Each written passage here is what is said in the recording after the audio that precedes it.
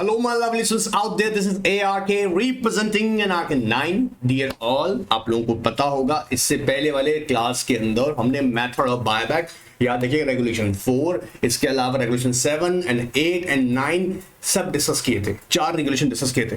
अब मैं फिर एक बात यहाँ पे इंटीमेट कर दूं मेरे प्यारे प्यारे बच्चों को, जो लोग इस क्लासेस को प्रॉपर नहीं अटेंड कर रहे हैं ना, रेडी हो जाना जून में इस एग्जाम को खराब करने के लिए।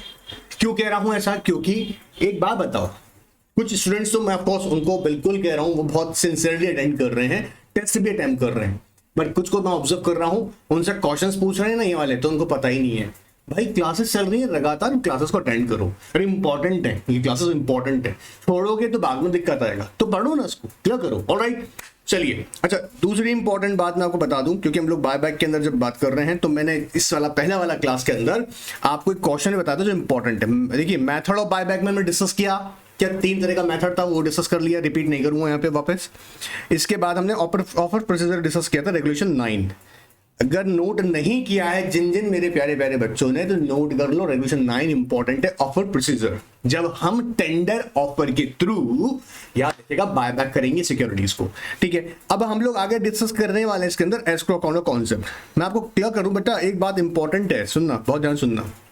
एग्जामिनर है ना, क्वेश्चन कई तरह से पूछ सकता है, ठीक है। इसके लिए इंपॉर्टेंट है आपके कॉन्सेप्ट्स अच्छे से क्लियर हो, क्लियर। सो एक बात और, बात से ध्यान से सुनो, हर एक सेशन को ध्यान से सुनो, ठीक है, और फिर क्वेश्चंस की प्रैक्टिस करो। जब मैं यहां से क्वेश्चंस भेजता हूं आप लोगों को जिन्होंने टेस्ट से ज्वाइन किया हुआ है, वो लोग जब उसको प्रैक्टिस करते हैं तो 2 बातें का फायदा मिलेगा। क्या? एक तो राइटिंग स्पीड आएगा, विद इन टाइम फ्रेम आपको पेपर करना है तो राइटिंग स्पीड आएगा, समझ। दूसरा इंपॉर्टेंट बात, आप क्वेश्चन को जज करना सीखोगे कि पूछ क्या रहा है, डिमांड क्या है क्वेश्चन में, ठीक है।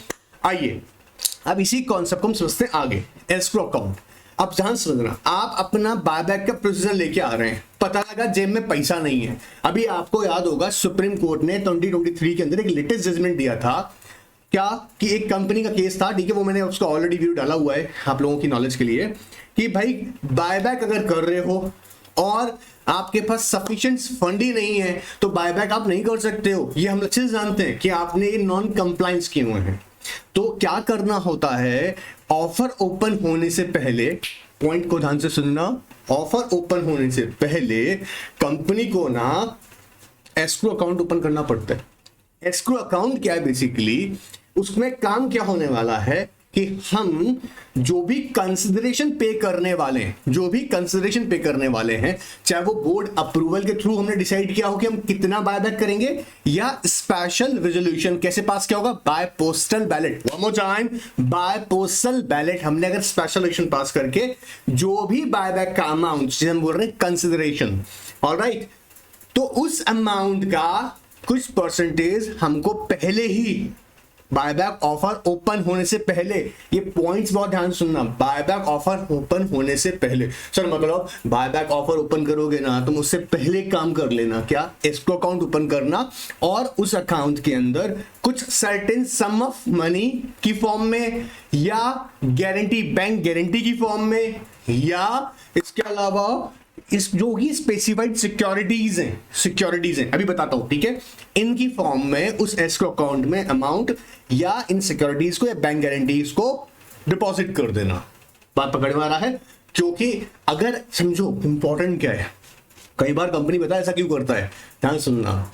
कंपनी को है ना, मान लो कंपनी के शेयर्स में अच्छी मूवमेंट नहीं है, अच्छी ट्रेडिंग नहीं है, ठीक है, बोला क्या करें, बोले मार्केट में हलचल सी मच जाए, बोले काम करो, ऑफर प्रोसीजर तो ला ही रहे हो ना, हल्ला मचा दो मार्केट में, पब्लिक अनाउंसमेंट करके, क्या पब्लिक अनाउंसमेंट करके हल्ला मचा दो, क्या कि कंपनी बायबैक करने वाला अपने शेयर्स। अब लोग क्या करेंगे जो इंटरेस्टेड हैं, क्योंकि लोगों को पता होता है बायबैक के अंदर अच्छा प्राइसेस मिलता है शेयर्स का, मतलब मार्केट प्राइस से ज्यादा ही शेयर्स का पैसा मिलता है आपको, तो लोग क्या करेंगे, खरीदना बेचना शुरू कर देंगे। जैसे खरीदा बेचना शुरू कर दिया, मार्केट में बूम आ गया सिक्योरिटी के प्राइसेस में, और फिर कंपनी के डायरेक्टर्स या कंपनी के प्रमोटर कह रहे हैं यार हमारा मूड नहीं है बायबैक करने का, वी वांट टू कैंसिल ना बायबैक प्रपोजल। हमें ऐसा नहीं करने देंगे, बात पकड़ में आ रहा है। सो इंपॉर्टेंट क्या है कि सेबी कहती है कि भाई आप एक काम कीजिएगा, आप अपना एस्क्रो अकाउंट ओपन कर लीजिएगा। बोला ठीक है सर, एस्क्रो अकाउंट ओपन कर लेंगे। ऑफर ओपन होने से पहले बता दीजिएगा कि आपका औकात है बायबैक करने का। अब ध्यान से सुनना मेरी बात को। तो रेगुलेशन 9 रेस्पॉन्सिबल है इस चीज के लिए। रेगुलेशन 9 कहां से आया? सेबी बायबैक ऑफ सिक्योरिटीज से आया, ठीक है। आओ देखते हैं रेगुलेशन 9 क्या कहता है। याद रखना मेरे बच्चों, प्यारे प्यारे बच्चों, आप लोगों को ना मॉड्यूल से पढ़नी है। मॉड्यूल से पढ़ो, किसी का झंझट में मत पढ़ो। थोरो पढ़ोगे ना एग्जाम तो क्रैक होगा ही होगा। अभी तुम लोग ट्रेनिंग में जाओगे या अभी आगे आर्टिकलशिप कंप्लीट कर चुके हो, प्रैक्टिकली समझो चीजों को, ऑलराइट। तो थॉरोली पढ़िएगा। आइए एस्क्रो अकाउंट, और नोट्स यही बनवा रहा हूं, नोट्स इसी के साथ साथ रेडी करवा रहा हूं, इसलिए मॉड्यूल रखा करो। आई गारंटी पीडीएफ से भी एग्जाम के अंदर रिजल्ट में मेरे बच्चों ने पास किया है इसको। सो नए स्टूडेंट्स को कह रहा हूं बात, ठीक है। चलिए आइए, रेगुलेशन 9 कहता है द कंपनी शेल, अपना मॉड्यूल में नोट करना, कंपनी शेल ऑन और before the opening of the offer deposit escrow account. क्या कंपनी का ये ऑब्लिगेशन है कि जिन जिन लोगों ने, जी हाँ, मतलब जब वो बायबैक ऑफर मतलब सर जी हाँ, हम चाहते हैं कि हम अपना ही शेयर खरीदना चाहते हैं, इसके लिए हम ऑफर दे रहे हैं, तो यहां पर हम ओपन करेंगे अपना अकाउंट। तो कंपनी को क्या करना पड़ेगा, ध्यान सुनना। एस्क्रो अकाउंट के अंदर पहला, escrow account shall be payable in following manner. Consideration payable does not exceed 100 crore. मतलब 100 करोड़ का मतलब बायबैक जितना हम करने वाले हैं उसका कंसिडरेशन 100 करोड़ है, तो उसका 25% आप पेबल जो करेंगे। मतलब फॉर एग्जांपल बायबैक का अमाउंट कितना आ रहा है, 100 CR, तो 25 करोड़ आपको क्या कर देना है, अमाउंट डिपॉजिट करना है। किस फॉर्म में किया जाएगा अभी बताता हूं। जैसे वो कैश में भी हो सकता है, बैंक गारंटी में भी हो सकता है, या स्पेसिफाइड सिक्योरिटीज में भी हो सकता है, या इनकी कॉम्बिनेशन में भी हो सकता है। मेरे साथ बोलो वापस से। कैश हो सकता है सर, कैश के फॉर्म में हो सकता है, बैंक गारंटी का फॉर्म में हो सकता है, या फिर स्पेसिफाइड सिक्योरिटीज, या इन तीनों के कॉम्बिनेशन से हो सकता है। दोनों आगे इन सबकी ट्रीटमेंट की टेक्निकल जो ट्रीटमेंट है वो भी बताऊंगा। सो पहला हमने क्या रखना है, कंसिडरेशन जो पे कर रहे हैं अगर वो 100 करोड़ से ज्यादा नहीं है तो एस्क्रो अकाउंट में आप 25% डिपॉजिट कीजिएगा। If consideration payable exceeds 100 crore, 25% up to 100 and then 10% thereafter.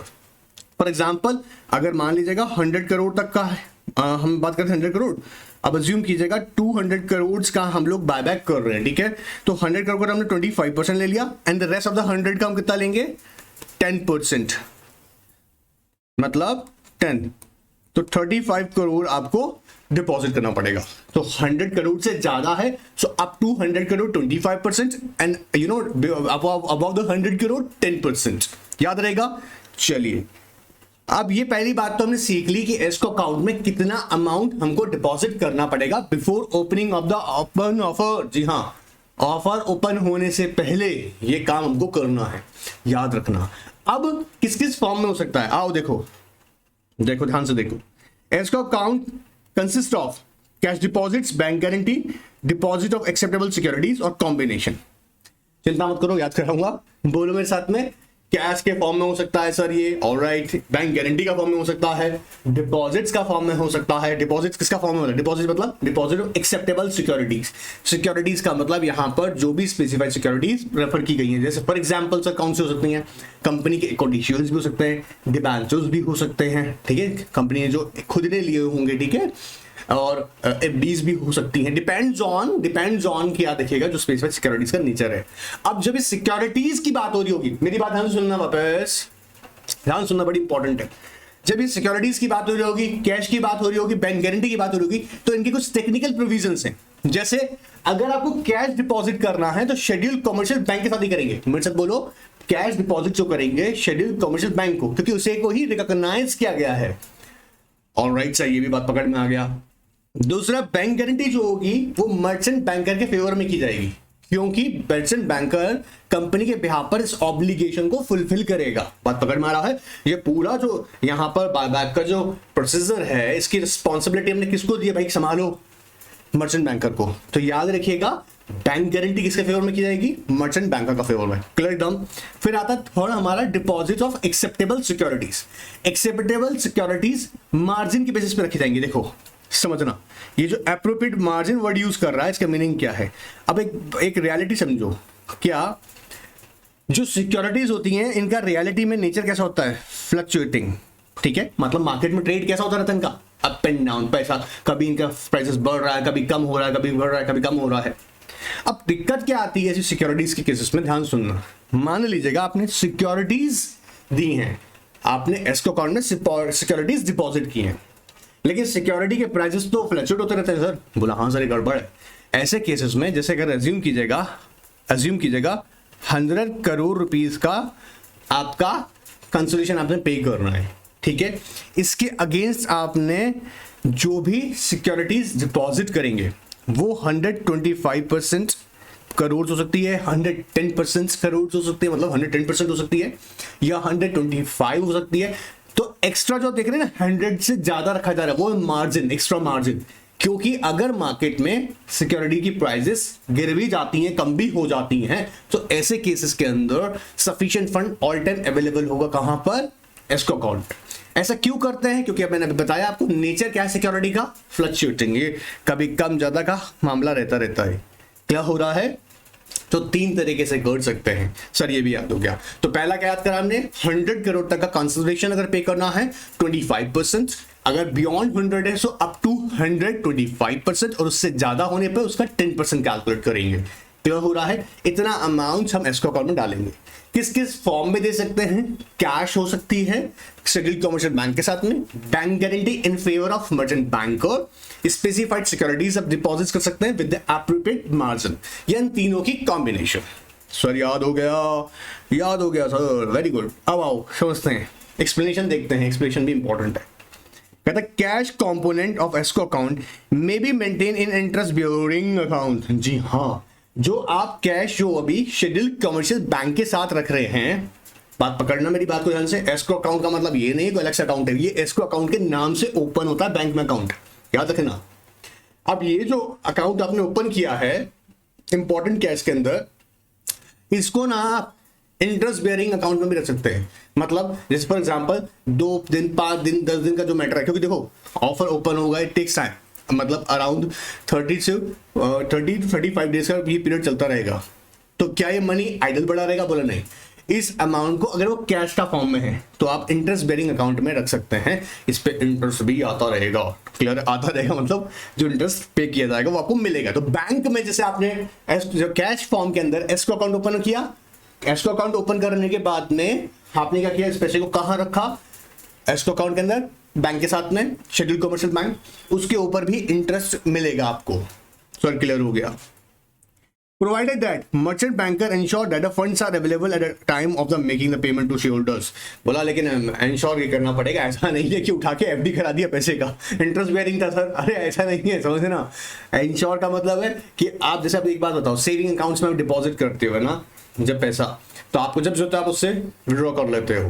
बात पकड़ में आ रहा है। अगर मान लीजिएगा आप एफडी करते हो, ऑफकोर्स आप विड्रॉ कर सकते हो, बट कुछ ट्रांजेक्शन ऐसे हैं जिसके अंदर ड्यूरेशन है।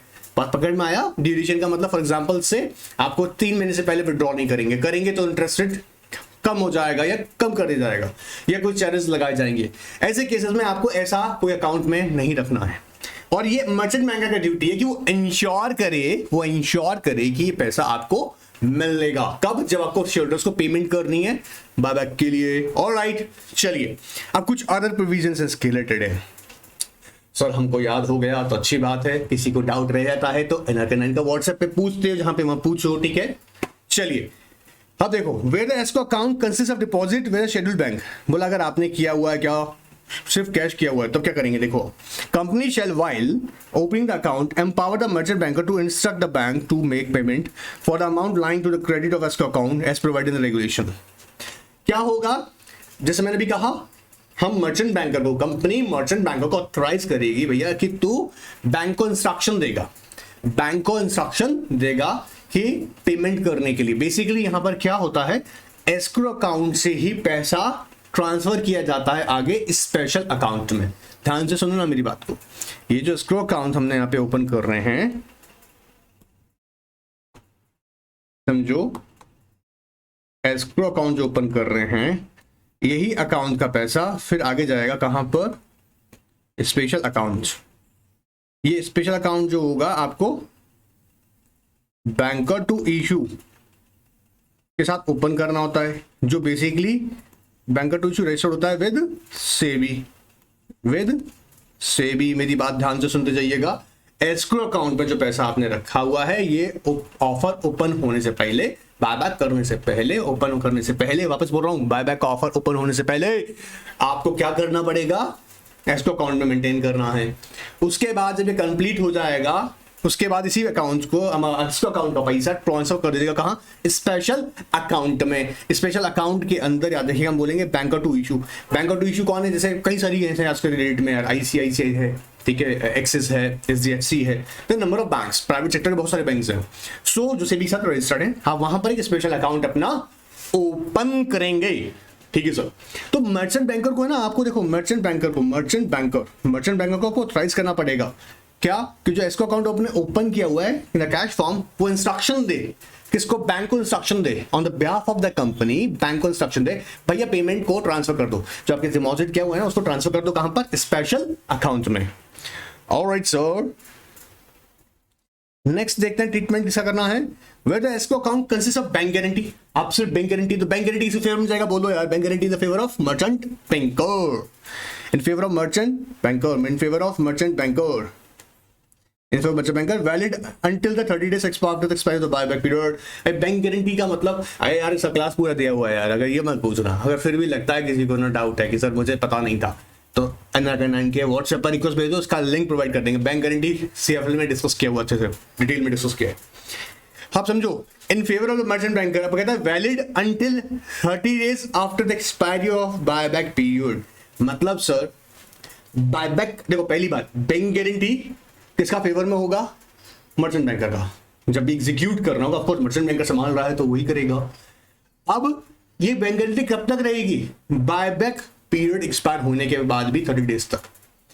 समझना, बैंक गारंटी के भरोसे पे ही बहुत सारे ट्रांजैक्शन होते हैं। आपने देखा है ना, बैंक गारंटी के चक्कर में नीरव मोदी वाले केस के अंदर बैंकों का बैंड बज गया था, PNB का, आपको याद होगा। सो यहाँ बैंक गारंटी से एश्योरेंस क्या मिलती है, आप समझ रहे हो ना, लोगों को फेथ होता है कि भैया इस पूरे ट्रांजैक्शन के अंदर कोई, मान लीजिएगा सिर्फ एग्जांपल SBI ने आपको बैंक गारंटी दिया हुआ है, तो आपको भरोसा रहता है कि हाँ यार SBI है, चिंता नहीं है, पेमेंट तो आएगा ही आएगा। बात पकड़ में आ रहा है। तो ये एक इंपॉर्टेंट कॉन्सेप्ट है, डिटेल वीडियो ऑलरेडी डिस्कस किया हुआ है, नहीं पता है किसी को कोई बात नहीं, कमेंट भेजिएगा, आपको डिफरेंटली प्रोवाइड करेंगे। So bank guarantee in favor of merchant banker कब तक रहेगा, until the expiry of the 30 days, until the expiry of 30 days of the buyback period। वापस बोलो ना, until the expiry of 30 days of the buyback period। Clear? कह रहा है इसका अकाउंट कंसिस्ट ऑफ सिक्योरिटीज। अब तीसरी कंडीशन क्या सकती है, सिक्योरिटीज के फॉर्म में होगा। बोला अच्छा, तो कहता है empower the merchant banker realise the amount, क्या सर, सिक्योरिटीज के फॉर्म में है ना। सिक्योरिटीज को क्या करेगा, वो सेलर लेटर ऑन सेल करेगा ना, सेल करेगा, पैसा जनरेट करेगा, सिक्योरिटी बेच के पैसा लेकर आएगा, फिर पे ऑफ करेगा। तो यहाँ पे क्या कह रहा है, मर्चेंट बैंकर को ऑथराइज करो कि वो क्या करेगा, इन सिक्योरिटीज को सेल कर देगा। कौन, merchant banker. To realise the value of such escrow account by, अरे हट भाई, सेल और otherwise if there is any deficiency realisation. हाँ, डेफिसिट मतलब पैसा कम पड़ गया ना, merchant banker shall be liable. क्या सर, देखो, if any deficiency realisation of value of the security, the merchant banker shall be liable to make the good of any deficit. Sir merchant banker liable होगा, हाँ जी, merchant banker liable मतलब समझना, इसका मतलब liable towards share holder. ऐसा नहीं है कि मर्चेंट बैंकर अपना जेब से भरता चला जाएगा और कंपनी कहेगा अच्छा कौन फंसा बीच में, मर्चेंट बैंकर, ऐसा नहीं है। ऑब्लिगेशन कंपनी का रहता है, लेकिन क्योंकि यहाँ पर हमने ऑथराइज किया हुआ मर्चेंट बैंकर को, तो एट द प्राइमरी इंस्टेंस अगर देखा जाए इस केस के अंदर, वो उसकी ड्यूटी है कि वो रियलाइज करे उतना सेल के थ्रू या अदरवाइज, मतलब उसको you know what, to realise in other form, वो पैसा रियलाइज करे बाय सेलिंग द सिक्योरिटीज। फिर भी अगर डेफिसिट आई, कमी आई, उतना जितना चाहिए उतना पैसा नहीं आया, then merchant banker will fulfil the obligation. याद रखना इस बात को, ठीक है सर।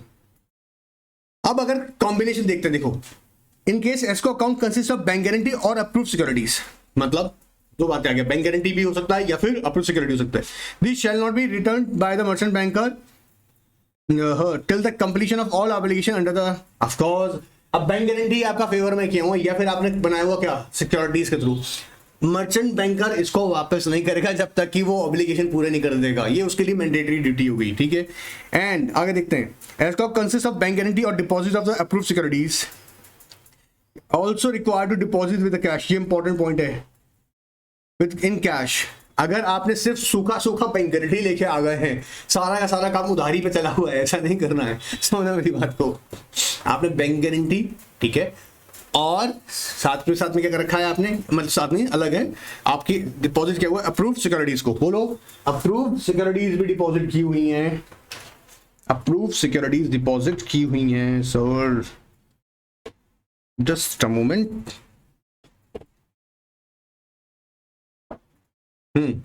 बैंक गारंटी है और डिपॉजिट ऑफ अप्रूव्ड सिक्योरिटीज। अब यहां पर कंपनी को एक ऑब्लिगेशन और है, क्या कि कंपनी जो कंसिडरेशन पे कर रहे हैं ना बायबैक की, फॉर एग्जांपल 100 करोड़ हम पे कर रहे हैं, एज्यूम कर लीजिएगा हम 100 करोड़ कर रहे हैं, ठीक है, हम 100 करोड़ पे ऑफ कर रहे हैं, तो 100 करोड़ का 1% in the form of cash आपको डिपॉजिट करना पड़ेगा। क्या कह रहा है देखो, शांत से समझो, देखो where the escrow account consists of bank guarantee or deposit of approved securities, the company is also required to deposit with the bank in cash a sum of at least 1% of total consideration payable as and by way of, sir कहाँ लिखा हुआ है बेटा, ये देखो ना, by way of fulfillment of obligation under regulation by the company। कब, जब बैंक गारंटी या आपने बैंक गारंटी और deposit of approved securities, bank guarantee और डिपॉजिट ऑफ अप्रूव्ड सिक्योरिटीज, इसके अंदर आपको एस्क्रो अकाउंट के अंदर कैश में भी 1%, एटलीस्ट 1%, कम से कम 1% आपको कैश में भी डिपॉजिट करना पड़ेगा, याद रहेगा। मतलब एक्चुअली क्या है ना, समझा करो, ये एप्लीकेशन इस तरह से भी इसलिए कास्ट किया जाता है कि कंपनी इतनी तो कैपेबल होनी चाहिए। ऑलराइट, बैंक गारंटी है, ठीक है, पेमेंट मैं कर रहा हूँ, बैंक गारंटी के भरोसे बैठा हूँ, लेकिन मैं कर रहा हूं, लेकिन बैंक ये मानता है कि आप इतने कैपेबल हो, इतना रिस्क आप भी ले रहे हो, एटलीस्ट 1%। चलिए, on payment of consideration to all, एक मिनट यार, मैं उम्मीद थी पूरी की बदतमीजी होगी।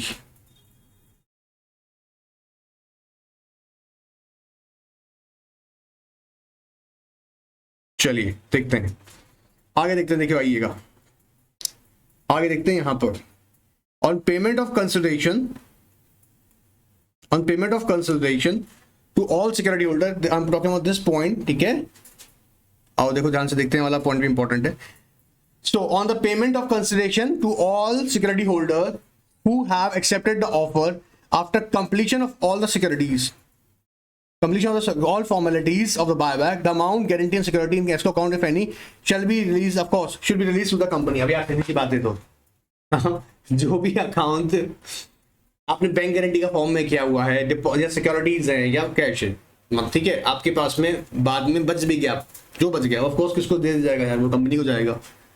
SEBI in the interest of, last one J वाला, SEBI in the interest of securities holder may in the case of non-fulfillment of obligation under the regulation by the company forfeit the escrow amount, क्या कर सकता है, forfeit करता है, forfeit कर सकता है। क्या आंसर, अगर ऊपर से हम जितना भी कंडीशन पढ़ते आ रहे हैं ना, अगर ये पूरा नहीं हो रहा होगा, इनमें से कोई सा भी कंडीशन पूरा नहीं हो रहा होगा, तो याद रखिएगा सेबी क्या कर सकता है, सेबी कहेगा सुनो मटन बैंकर, इसका अकाउंट क्या करना है, हमको फॉरफिट करना है इसका अकाउंट। देखो, SEBI in the interest of,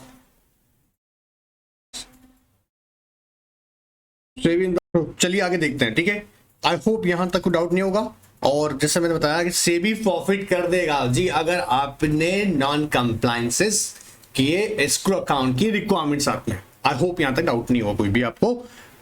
चलिए आगे देखते हैं, payment to security holder regulation 10 आगे क्या कह रहा है, तो रेगुलेशन 10 आगे बोल रहा है कि भाई जो पेमेंट आपको करना होगा किसको, सिक्योरिटीज होल्डर को। अब ध्यान सुनना मेरी बात को बेटा, जब हम इसकी बात कर रहे हैं ना रेगुलेशन 10 की, तो रेगुलेशन 10 यहां पर आपको वही कह रहा है कि स्पेशल अकाउंट ओपन कर लो भाई, कंपनी अपना एक स्पेशल अकाउंट ओपन कर लो, किसके साथ, बैंकर टू इशू मतलब आपको पता था अभी ना, बैंकर टू इशू मतलब जो basically entity registered with the SEBI, उसके साथ अपना एक अकाउंट ओपन कर लीजिएगा, क्योंकि एस्क्रो अकाउंट का पैसा ट्रांसफर कर जाएगा कहां पर, स्पेशल अकाउंट से, और स्पेशल अकाउंट से पेमेंट की जाएगी उन एलिजिबल शेयर होल्डर्स को जिन्होंने बायबैक में पार्टिसिपेट किया है और उनका ऑफर एक्सेप्ट किया गया है। ठीक है, चलिएगा ध्यान समझेंगे इस बात को भी।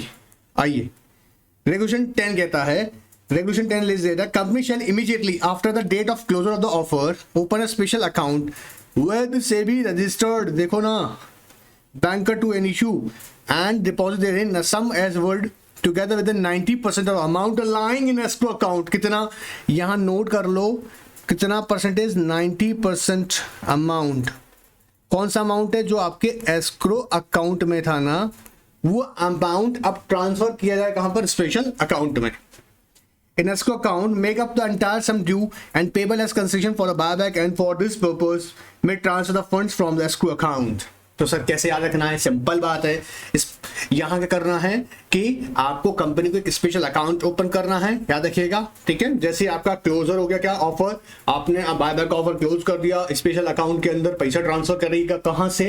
एस्क्रो अकाउंट से. एस्क्रो अकाउंट का 90% अमाउंट आपको ट्रांसफर करना है कहां पर? स्पेशल अकाउंट में. ऑलराइट सर, आगे देखते हैं. देखो, company shall complete the verification of offer. Company shall क्या करेगा? Verification offer received and make the payment of consideration to the दो security holder whose offer has been accepted and return the remaining shares or other security to security holder within 7 working days. Highlight कीजिएगा, important point है. 7 working days of the closure of the offer. ठीक है, मतलब simple सा काम. जो लोग eligible लोग हैं उनको तो पेमेंट का अमल हो गया. क्या होगा? सबसे बड़ी बात समझो, वेरिफिकेशन प्रोसेस स्टार्ट हो जाएगी. क्या? जिन जिन्होंने ऑफर किया है हम चेक करेंगे भैया उनकी एलिजिबिलिटी, ठीक है, वो लोग एलिजिबल है तो वेरिफिकेशन काम स्टार्ट हो जाएगा. जो एलिजिबल नहीं है, याद रखिएगा, उन लोगों का सिक्योरिटीज और शेयर्स रिटर्न कर देगी company within 7 working days of the closure of the offer. Alright sir, यहां तक कोई डाउट? चलिएगा. अब जब ये आपने रेगुलेशन 9 कंप्लीट कर लिया, रेगुलेशन 10 कंप्लीट कर लिया, बेटा याद रखने प्रोसेस है, इससे चलेगा. ठीक है, अब हम क्या करेंगे? 11 में जाकर एक्सटिंग्विश कर देंगे. जो सिक्योरिटी सर्टिफिकेट्स हमारे पास आए होंगे, हमने रिसीव किए होंगे, उससे एक्सटिंग्विश कर दिया जाएगा. कहां पे एक्सटिंग्विश किया जाएगा सर? कंपनी जो है ना, इन द प्रेजेंस ऑफ, मेरे साथ बोलो ना, in the presence of registrar to issue, one more time, registrar to issue, merchant banker या और साथ में स्टैट्यूटरी ऑडिटर. तो दो बात समझना इंपॉर्टेंट, रजिस्ट्रार टू इशू और merchant banker, registrar to issue और merchant banker and statutory auditor. तो या तो आपका कंपनी में, याद रखिएगा, जब आपने ये प्रोसेस फॉलो कर रहे हैं तो रजिस्ट्रार टू इशू होगा या फिर मर्चेंट बैंकर, दोनों में से किसी एक की प्रेजेंस में, एंड स्टैट्यूटरी ऑडिटर की प्रेजेंस मैंडेटरी है. सो उसकी प्रेजेंस में क्या करा जाएगा? विद इन 15 डेज, मेरे साथ बोलना, within 15 days of acceptance of the shares and securities. क्या कर रहे हैं? Within 15 days of the acceptance of share और securities in the presence of registrar to issue और merchant banker and statutory auditor. बात पकड़ में आ रहा है? क्या किया जाएगा? सिक्योरिटी सर्टिफिकेट्स को एक्सटिंग्विश कर दिया जाएगा. अच्छा, दूसरी इंपॉर्टेंट बात यहाँ पे क्या कहता है, ध्यान सुनना. कंपनी इस बात को इंश्योर करे कि जो एक्सटिंग्विशमेंट कर रहे हैं यहां पर ना, सिक्योरिटी सर्टिफिकेट जो हम खत्म कर रहे हैं, याद देखिएगा, ये 7 days of the expiry of the buyback period, मतलब बायबैक पीरियड आपका जो भी रहा वो कंप्लीट हो गया, उसका 7 डेज, मैक्सिमम 7 डेज के अंदर अंदर ये काम हो जाना चाहिए. अब दो इंपॉर्टेंट बात याद रखेंगे, 15 डेज एंड 7 डेज. 15 डेज कहां से स्टार्ट करते हैं? ध्यान से सुनते जाना. जब हम 15 डेज बोल रहे हैं तो बात कर रहे हैं एक्सेप्टेंस से. एक्सेप्ट जब से उनका कौन कौन सा जो लोग ने पार्टिसिपेट किया उनका हमने सिक्योरिटीज एक्सेप्ट किया कंपनी ने कि हाँ जी, और 15 डेज यहां से स्टार्ट हो गया. क्या हो रहा है? दूसरी कंडीशन क्या कह रहा है कि बायबैक पीरियड एक्सपायर हो गया, मतलब बायबैक कंप्लीट हो गया. बायबैक कंप्लीट हो गया जी, और राइट से कंप्लीट हुआ, मतलब एक्सपायरी तो बायबैक पीरियड ना भैया, चल रहा है, बायबैक चल रहा है, चाहे बायबैक चल रहा है, सुनो ना, एक्सेप्टेंस तो हम कर ही रहे हैं, तो ये ड्यूरेशन चल रही है. एक्सेप्ट किया, 15 डेज के अंदर अंदर एक्सटिंग्विश करो. बायबैक का पीरियड और खत्म हो गया, खत्म होने का 7 दिन के अंदर अंदर ये काम इंश्योर हो जाना चाहिए कि हाँ जी हमने एक्सटिंग्विशमेंट कर दिए. तो ये 15 डेज का पीरियड बियॉन्ड नहीं हो सकता है 7 डेज से.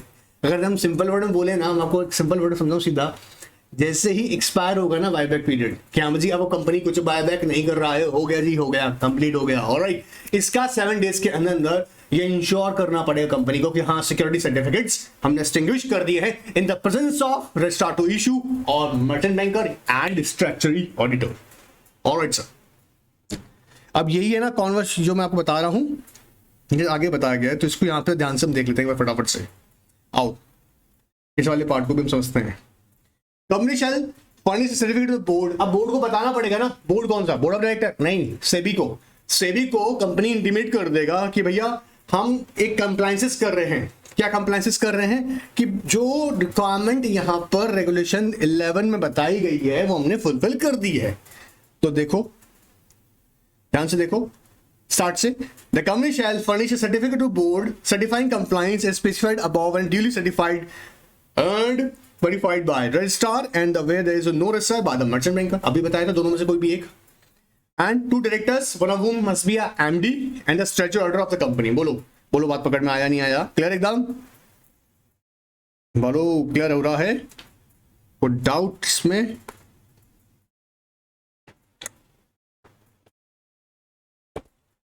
चलेगा।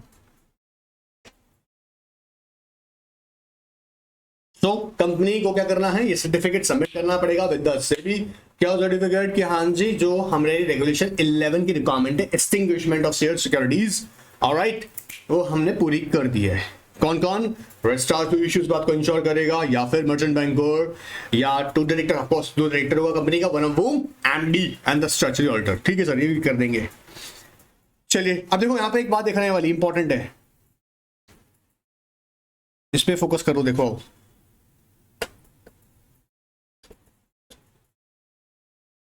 ठीक है, इस पे फोकस करते हैं।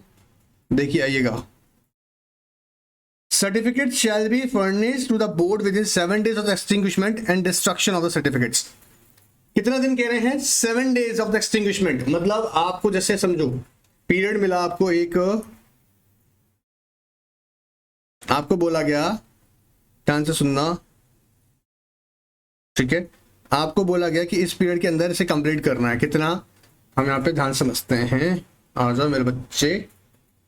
15 days का पीरियड है, चल जा भाई, राइट, 15 days का पीरियड है, ठीक है। 15 days का पीरियड कहां से था? एक्सेप्टेंस से, एक्सेप्टेंस से, ठीक है, एक्सेप्टेंस से। 15 days कहां से स्टार्ट करते? एक्सेप्टेंस से, बोलो ठीक है। 7 days कहां से बोल रहे थे आपको? 7 days कहां से कह रहे थे? 7 days कह रहे थे बायबैक एक्सपायरी से, बायबैक एक्सपायरी, ठीक है, बायबैक एक्सपायरी से 7 days।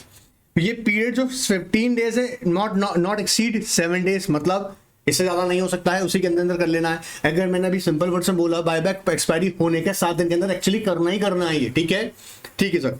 अब आगे कह रहा है, जैसे यहाँ पे 7 days के अंदर आपने कंप्लीट कर लिया, क्या आपका बायबैक पूरा हो गया। अब यहां पर जो पीरियड है, बायबैक 7 days मिला, after the expiry of 7 days मिला एक्सटिंग्विशमेंट करने का, कंप्लीट हो गया 7 days के अंदर। नाउ अब यहां एक्सटिंग्विशमेंट होने के 7 days के अंदर अंदर सर्टिफिकेट देना पड़ेगा, कंप्लायंस सर्टिफिकेट रेगुलेशन 11 का। किसको? सेबी को, कि भैया हमने रिक्वायरमेंट ऑफ 11 रेगुलेशन 11 की फुलफिल कर दी है। आई होप मेरे बच्चे को ये बात क्लियर होगी। चले चलेगा, चलिए अब नेक्स्ट आता है regulation 12 odd lot. Odd lot मैंने बेसिक कॉन्सेप्ट वैसे पहले बताया है, ठीक है, एग्जाम में पॉपुलर है नहीं, क्योंकि कंपनी एक्चुअली एग्जाम की बात नहीं करूं, रियलिटी में बहुत कम पॉपुलर है। बेसिकली एक कॉन्सेप्ट मैंने बताया भी था, जो स्मॉल शेयर होल्डर्स होते हैं, जो बेसिकली यू नो व्हाट, जिनके पास एक लॉट, स्पेसिफिक लॉट अवेलेबल नहीं होता है, ऐसे केसेस में और लॉट के थ्रू भी वो एक 1 to 99 के बीच का भी अपना शेयर्स यू नो टेंडर कर सकते हैं, ठीक है। बट हम लोग अभी आगे चलते हैं और आगे देखते हैं हमारे लिए क्या इंपॉर्टेंट और दिख रहा है यहाँ पर। Buyback from open market regulation 14 and 15। Buyback from open market regulation 15 and 14। यार क्या नॉनसेंस है।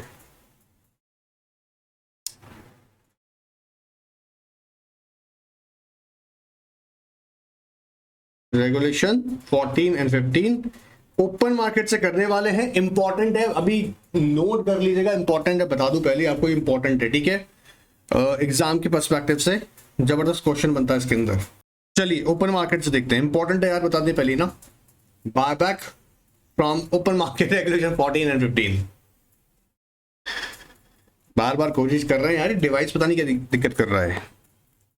एनीवेज रेगुलेशन 14 कह रहा है ओपन मार्केट से बायबैक कर रहे हैं। अब देखो ओपन मार्केट से बायबैक करेंगे तो कैसे करेंगे?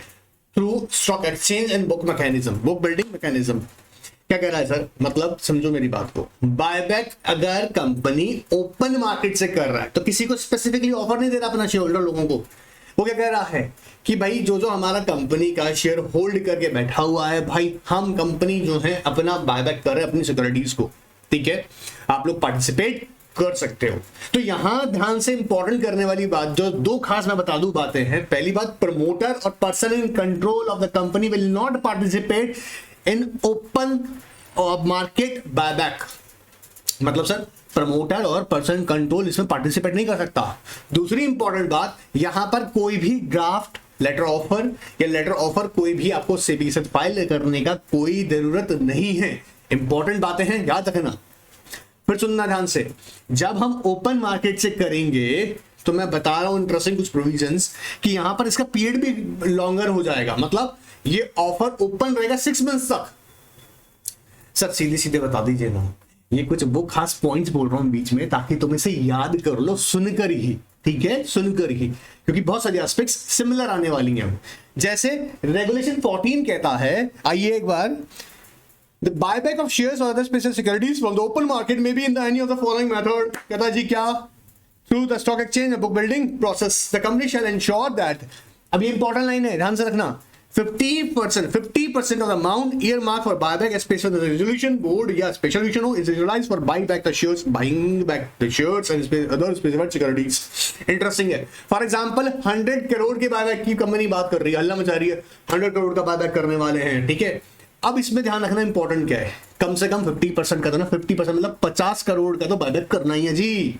बात पकड़ में आ रहा है, इतना तो ये कंप्लीट होना ही चाहिए। इंपॉर्टेंट लाइन है, अगेन रिपीट कर रहा हूं, company shall ensure that at least 50% of the amount year mark for buyback. 100 crore का हमने डिसाइड किया था, उसमें से 50 करोड़, ठीक है, 50 crore as specified in the resolution, जैसे कि आपने बीआर से एसआर से डिसाइड किया था, is utilized for buying back the shares of the specified securities। मतलब 50%, मतलब 50 करोड़ का बायबैक तो होना ही चाहिए, ठीक है।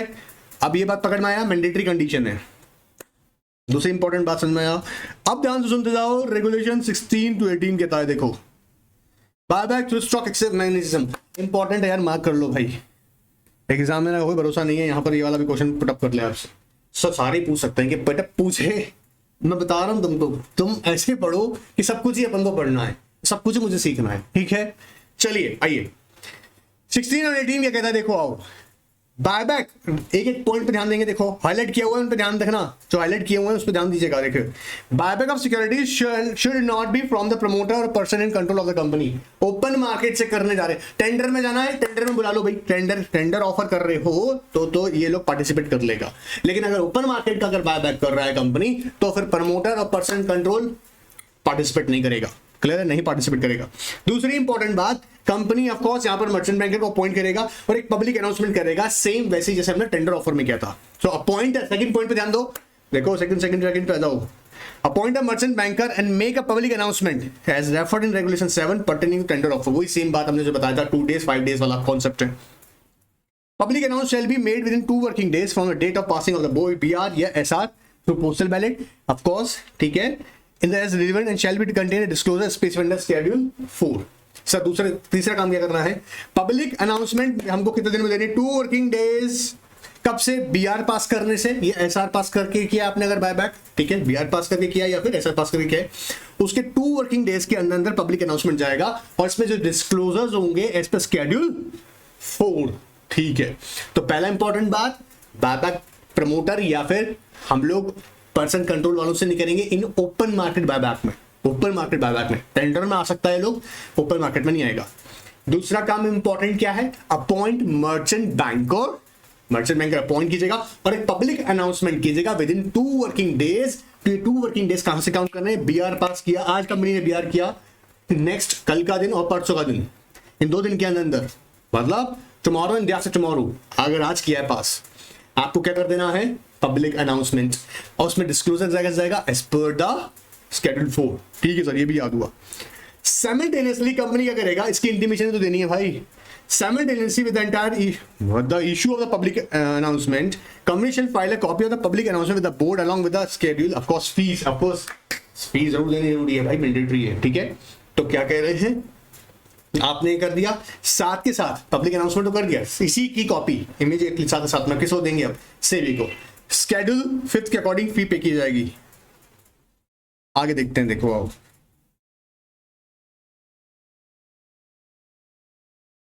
अब देखो, public announcement shall also contain disclosure regarding details of brokers, stock exchanges through which the buyback of shares और other security would be made. Of course जब भी हम ओपन मार्केट से कर रहे हैं तो ऐसा नहीं है कि आप कंपनी में जाके कांटेक्ट करते हो, हमेशा जाके ना ब्रोकर के थ्रू ही जाते हो। तो कंपनी क्या पब्लिक अनाउंसमेंट में रेफरमेंशन कर देगी, जैसे मान लीजिएगा लिख दिया एंजल ब्रोकर अगर कंपनी है, 5 पैसा एक ब्रोकरेज है, शेर खां, ठीक है, ये मेंशन करेगा अपना पब्लिक अनाउंसमेंट के अंदर कि ये लोग कौन है, ब्रोकर लोग हैं, इनके थ्रू आप लोग अपना बायबैक कंप्लीट कर सकते हो। ठीक है सर, ये भी कर लेंगे। आगे देखते, देखो explanation in case of buyback from open market no draft offer letter. Of course ये भी बताया था, ड्राफ्ट ऑफर लेटर का कोई रूल नहीं है यहाँ पर, नहीं लेटर ऑफर का कोई रूल है, ठीक है, कि आपको फाइल बिल करने का है।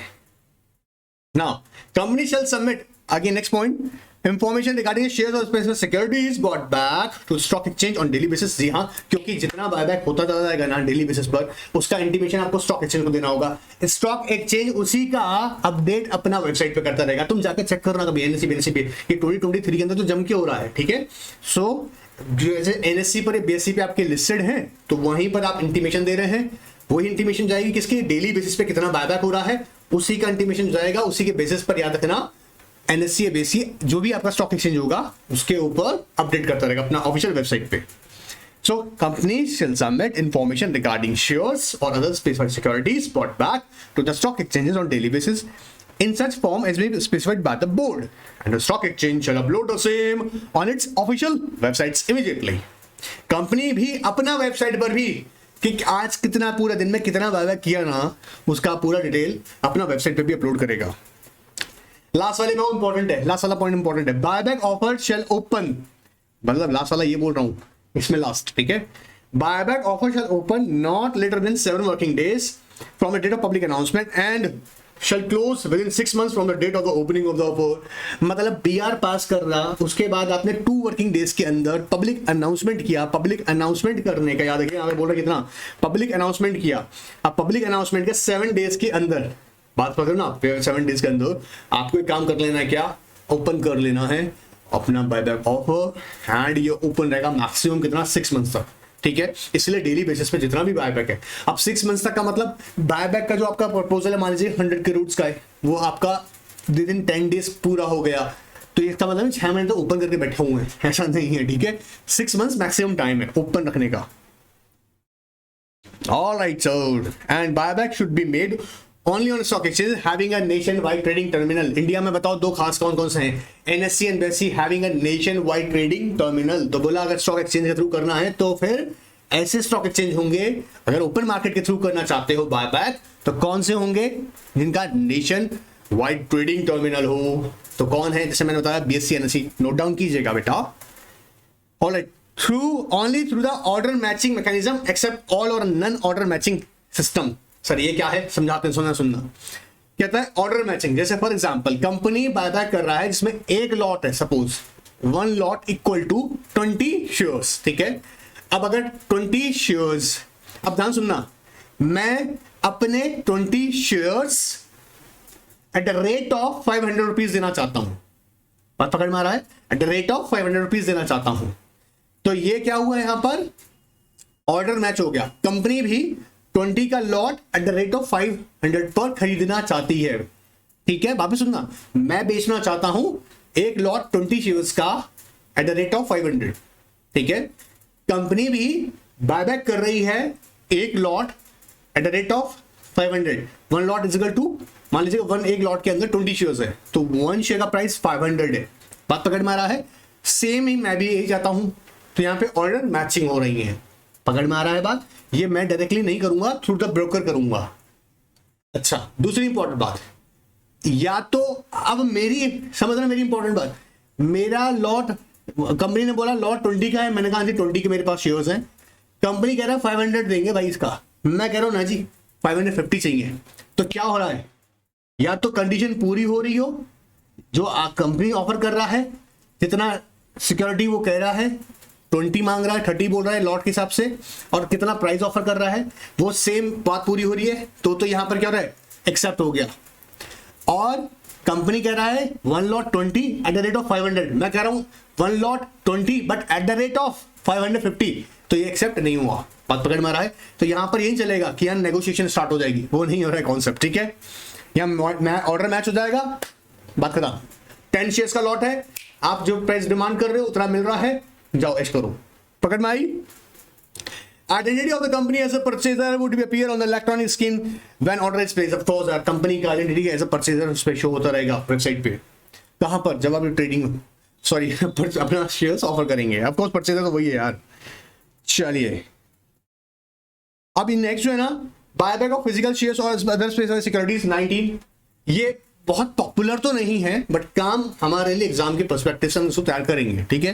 तो ये ऐसा नहीं है कि इंपॉर्टेंट नहीं है मैं सबको साइड में करवा दूंगा, ऐसा नहीं है यार, ठीक है। आओ देखो रेगुलेशन 19 क्या कहता है। आओ आओ आओ आओ बायबैक ऑफ फिजिकल शेयर्स और अदर स्पेसिफिक सिक्योरिटीज। मतलब सर, अब सर मेरे पास तो फिजिकल शेयर सर्टिफिकेट्स हैं, फिजिकल सिक्योरिटीज हैं, मैं कहां से जाऊं, क्या करूं सर? मेरे कोई ट्रीटमेंट दीजिएगा, उन्हीं का ट्रीटमेंट आ जाए, फटाफट आ जाओ। देखो इसके लिए कंपनी ना एक सेपरेट विंडो ओपन करेगी स्टॉक एक्सचेंज पे। वापस सुनना, जिनके पास में फिजिकल शेयर्स हैं उनके लिए एक सेपरेट विंडो ओपन करवाई जाएगी। ध्यान सुनना, इंपॉर्टेंट पहला लाइन से बात आ रही है। कह रहा company may buy back its shares और other specified securities in physical form through open market method as provided hereunder. Sir open market से खरीदेंगे, लेकिन किन लोगों से? जिनका सिक्योरिटीज या शेयर्स फिजिकल फॉर्म में है। तो बोला ठीक है, इसके लिए हम अलग विंडो क्रिएट करेंगे। बात पकड़ना, देखो a separate window shall be created by stock exchange which shall remain open during the buyback period for the buyback of the shares or the specified securities in physical form। पहला काम क्या करेंगे, क्योंकि देखो ये कौन सी सिक्योरिटीज हैं, ध्यान समझना, ये वो सिक्योरिटीज हैं जो बेसिकली कंपनी की फिजिकल फॉर्म में अवेलेबल हैं और हम चाहते हैं ओपन मार्केट के थ्रू एक बेटर प्लेटफॉर्म दे दिया जाए जाके मैक्सिमम पार्टिसिपेट कर सके। स्टॉक एक्सचेंज आप जानते हैं ना, जहां पर पार्टिसिपेशन इजीली कर सकता है हर कोई, हर किसी के एक्सेसिबल है। बात पकड़ में आ रहा है? अब जब फिजिकल फॉर्म में जो सिक्योरिटीज हैं उसके लिए क्या करेगा कंपनी? सबसे पहले किसको बोलेगा? स्टॉक एक्सचेंज से रिक्वेस्ट करेगा। स्टॉक एक्सचेंज जो होगा एक सेपरेट विंडो क्रिएट कर देगा। मतलब ऐसा नहीं स्पेसिफिकली उसी कंपनी के लिए करता है, जो भी कंपनी फिजिकल फॉर्म में करती हैं बायबैक ओपन मार्केट से, उनके लिए स्टॉक एक्सचेंज एक सेपरेट विंडो क्रिएट करता है। सर ये भी क्लियर हो गया। अब दूसरे पॉइंट बी पर आना ध्यान से। Company shall buy back shares और other securities from eligible share holders holding physical shares through the separate window certified, of course जो बनाई है स्टॉक एक्सचेंज पे, only after verification of identity proof and address proof by the broker.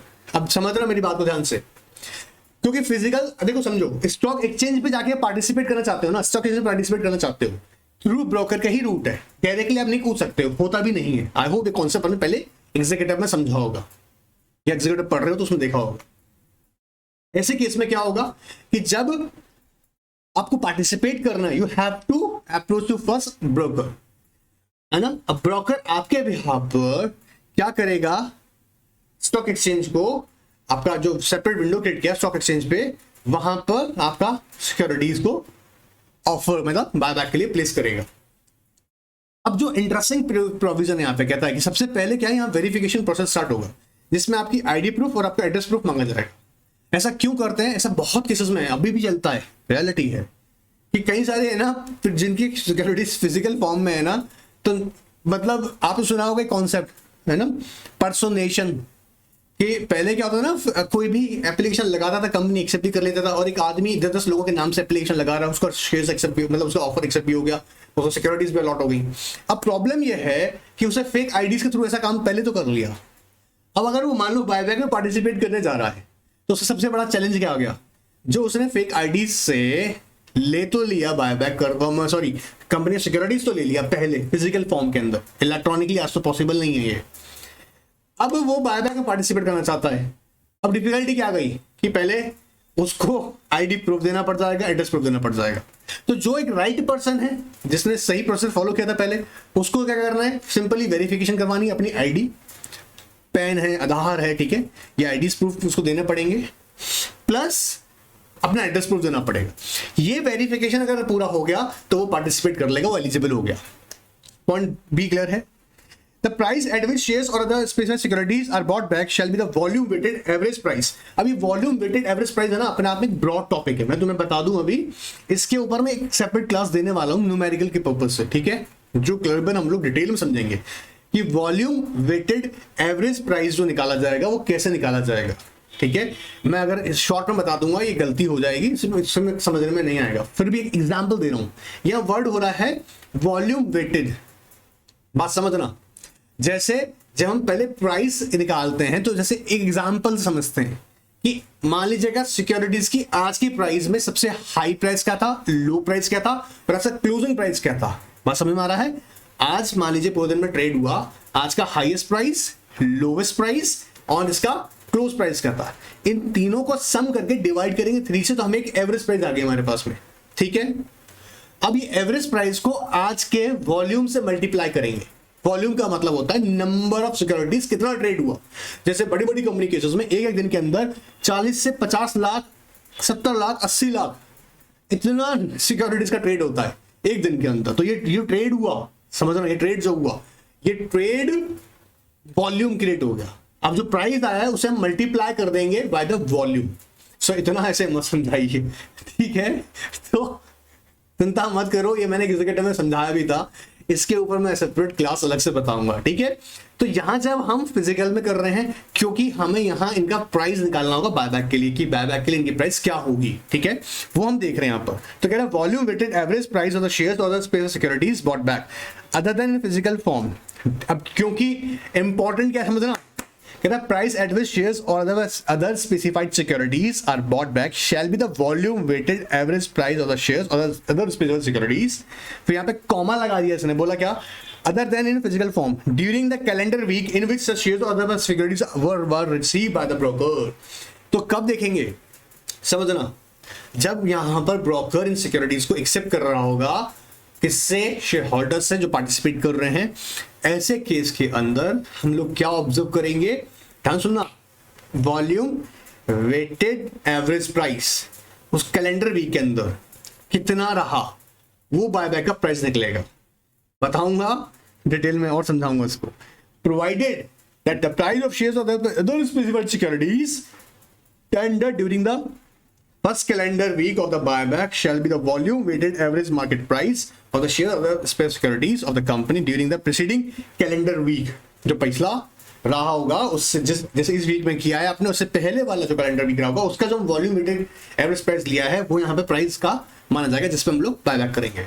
अब ध्यान सुनना, मैं actually तुमको reality बताऊं, ट्रेडिंग करते हैं ना, इंट्राडे ट्रेडिंग करते हैं, उसके लिए बहुत यूजफुल रहता है। ठीक है, उसके बेसिस पर है ना, हम लोग पहले इंडिकेशन मिल जाता है कि ये पर्टिकुलर स्टॉक का प्राइस कहाँ गिरने वाला है, कहाँ उठने वाला है। ठीक है, ये इसलिए मैं कह रहा हूँ अपने आप में एक इंपॉर्टेंट कॉन्सेप्ट है, इससे सेपरेट हम डिस्कस करेंगे, इसका अलग से डिस्कस करूंगा 100%। ऑलराइट, फिर यहां हम जाएंगे बेटा एस्क्रो अकाउंट के ट्रीटमेंट में। जी ऑफ कोर्स, क्योंकि हम लोग कर रहे हैं क्या, ओपन मार्केट से बायबैक थ्रू स्टॉक एक्सचेंज, जहां पर फिजिकल फॉर्मेट की हम बात कर रहे थे। अब यहां पर भी देखो कुछ एस्पेक्ट्स सिमिलर है, बस कुछ टेक्निकल ट्रीटमेंट डिफरेंट हो जाएंगे। जैसे कह रहा है company before opening of the offer create an escrow account toward a security for performance of the obligation and deposit escrow account 25% of the amount earmark for the buyback has specified the regulations. वो भी हम पहले भी वही बात समझे, 25% वाला एक कॉन्सेप्ट था। ठीक है, कैसे हो सकता है, बैंक गारंटी में, या फिर दूसरा हमारा कैश डिपॉजिट्स, तीसरा कॉन्सेप्ट यहां अप्लाई नहीं कर रहे हैं। ठीक है, सेम एस्पेक्ट्स हैं जो हमने डिस्कस किया था। अब ये इंपॉर्टेंट है, पॉइंट नंबर 5 पे आओ, ये इंपॉर्टेंट है। बाकी वही है, सेम ट्रीटमेंट जो हमने भी टेंडर ऑफर के अंदर एस्क्रो अकाउंट का किया था। पॉइंट 5 पे आओ, देखो, when where the part of the escrow account is in the form of bank guarantee, the company shall deposit with the bank scheduled commercial bank in cash 2.5%। अगर ये टेंडर ऑफर के through हो रहा होता तब हम 1% करते थे, याद होगा, भी ऊपर पड़ गया है, हम लोग इससे पहले पढ़े थे ऊपर। ठीक है, 1% था। ठीक है, कहां है रे, देखो यहां पर देखा था कितना किए थे, 1%।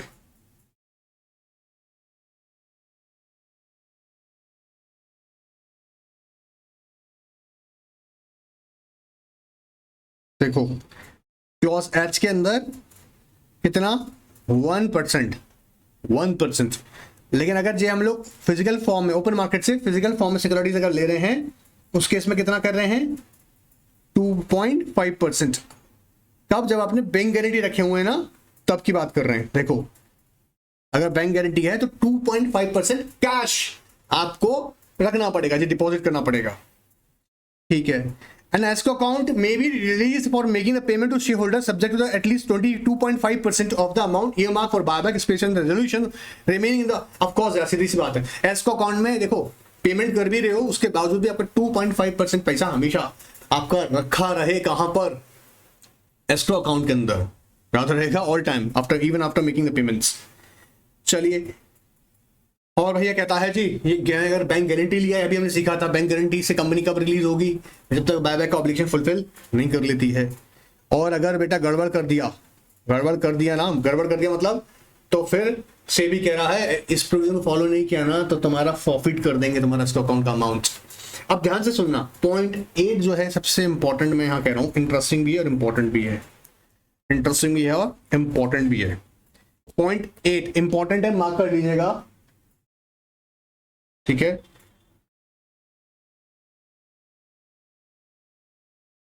चलिए कह रहा है इन द इवेंट ऑफ, ध्यान से, in the event of non compliance of regulation 15 जो भी डिस्कस किया पूरा, द बोर्ड में direct the merchant banker to forfeit the escrow account except in cases where. अब कह रहा है 3 सिचुएशन छोड़कर, ऐसे 3 सिचुएशन अगर सामने आ गई तो उन्हें हटाकर क्या करेगा, फॉरफिट कर सकता है, लेकिन ऐसे 3 केसेस के अंदर नहीं करेगा। पहला केस क्या कह रहा है, volume weighted average market price of the shares और the other specified securities of the company during the buyback period was higher than the buyback price as certified by the merchant banker based on the inputs provided by the stock exchanges। क्या हुआ, volume weighted average market price, बोलो ना, volume weighted average market price जो हमने calendar week में देखा जब हम लोग ड्यूरिंग द बायबैक, जब ब्रोकर रिसीव कर रहा था सिक्योरिटीज या शेयर्स, उसमें जब हमने देखा, उससे पहले हमने बायबैक का प्राइस डिसाइड किया था मर्चेंट बैंकर ने कितना रुपया पे बायबैक करेगा कंपनी। अब लेकिन ट्रेड जो हो रहा है मार्केट के अंदर, मार्केट में ट्रेड तो ज्यादा है और आपको बायबैक मिल रहा है, आपको जो ऑफर है आपको जो प्राइस अब कम है। For example volume weighted average market price तो है 550 और आपको बायबैक का ऑफर मिल रहा है 500 रुपया पे, बोला घाटे में कौन जाएगा, रे ऐसा नहीं करने देंगे। ऐसे केस में कंपनी रोक सकता है, समझ में आ रहा है, यहां पर फॉरफिट नहीं करेगा, क्योंकि अगर आप पेमेंट नहीं कर रहा है कंपनी तो कंपनी को कोई भी किसी तरीके का फॉरफिट वाला प्रोविजन अप्लाई नहीं होगा। दूसरा कहता है inadequate sell orders despite the buyback order placed by the company as certified by the merchant banker based on the inputs provided by the stock exchange. हाँ, आपकी हमारी बात नहीं मानेगी, से भी कहेगा स्टॉक एक्सचेंज ने जो इनपुट्स दिए हैं वो बताओ, स्टॉक एक्सचेंज पे जो डिटेल्स इंफॉर्मेशन है उसके थ्रू बताओ। अब हो क्या रहा है, बायबैक तुम करना चाहते हैं लेकिन साला जितना चाहिए ऑर्डर उतना ही नहीं रहा है, तो कह रहा है क्या, इनएडिक्वेट सेल ऑर्डर्स हैं, मतलब सफिशिएंट नंबर ऑफ जो ऑर्डर्स हमें चाहिए थे उतना रिसीव ही नहीं हो रहा है। Such circumstances which beyond the control of the company in the opinion of the board merit consideration। कई बार होता है ना जी, पता लगा इकोनॉमिकल कंडीशन देखते हुए या कई बार टेक्निकल इश्यूज की वजह से रोक दिया गया, पेमेंट नहीं कर दे, ठीक है, सर्वर हैक हो गया, स्ट्राइक्स अराइज हो गई हैं, ठीक है, वॉर कंडक्ट हो गया, तो कंपनी कंट्रोल में नहीं है, ऐसे केसेस के अंदर भी याद रखिएगा फॉरफिट नहीं किया जाएगा। अदरवाइज अगर आपने नॉन कंप्लायंस किया विद रेगुलेशन 15 फिर भी कहेगा मर्चेंट बैंकर फॉरफिट कर पाई इसका अकाउंट। चलिए आगे देखते हैं। In the event of forfeiture of for non fulfilled obligation specified in regulation 8 the amount of forfeited shall be deposited in the investor protection education fund of securities exchange board of India। बोलेगा चलो investor education protection fund में लेके जाओ पैसा, इसका हाथ पकड़ मारा, वो बात अलग है, इसके अगेंस्ट तुम जाओ अपील करो सेट में जहां जाओ, लेकिन ये प्रोसीजर तो फॉलो किया जाएगा, ठीक है। अगेन वही सेम प्रोसीजर यहाँ पे हम फॉलो करेंगे, किसके लिए, एक्सटिंग्विशमेंट का। क्या देखो आओ एक बार, जैसे ही वही 15 डेज का पीरियड रहेगा, तुमको यहाँ देखो वापस देखो 15 डेज का पीरियड है, वापस आपको याद रखना है आपका मर्चेंट बैंकर्स और ये जो स्ट्रेचर्ड ऑर्डर है इसका प्रेजेंस में आपको डिस्ट्रॉय करना है और सेम इसकी इंटीमेशन आपको सेबी को भी देनी है। नेक्स्ट जो हमारा पॉइंट आएगा यहाँ पे buyback through book building regulation 22 और फिर उसके बाद कुछ इंपॉर्टेंट ऑब्लिगेशंस आएंगे मर्चेंट बैंकर के एंड कंपनी के।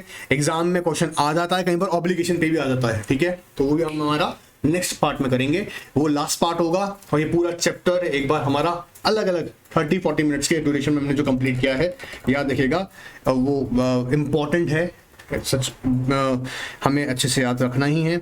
याद रखिएगा इस पार्ट के कंप्लीशन मतलब लास्ट पार्ट होगा इसके बाद वाला, तो सारे पार्ट्स ऑलरेडी मैंने प्रोवाइड कर दिए हैं, ऐसा कोई सा पार्ट नहीं जो अभी तक रह गया हो। और एक इंटरेस्टिंग बात बताऊं, जैसे चल नहीं रहा था, अब ये बदतमीज अब ये चलना स्टार्ट कर रहा है, सिर्फ सेशन कंप्लीट होने आ गया है। एनीवेज होता है, तो इसके बाद एक और क्लास है आपका।